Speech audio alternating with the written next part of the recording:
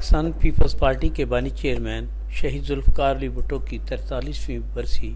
زیر اہتمام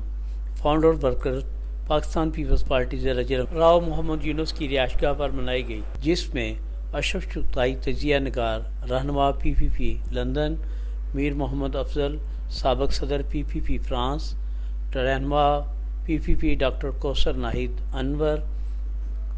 پیر سید حمزہ کرمانی، لالے شاہ، حافظ محمد صدیق، عبدالشکور، زاہد مرزا، شاہد میر، جن کی خصوصی کراچی سے آمد تھی، تسنیم ناصر صدر پی پی پی ضلع جہلم، اشتیاق پال ضلع انفارمیشن سیکرٹری و دیگر نے خطاب کرتے ہوئے کہا، شہید ذوالفقار علی بھٹو طاغوتی طاقتوں کے سامنے جھکا نہیں، بلکہ اپنے الفاظ ملک کے دفاع کے لیے گھاس کھائیں گے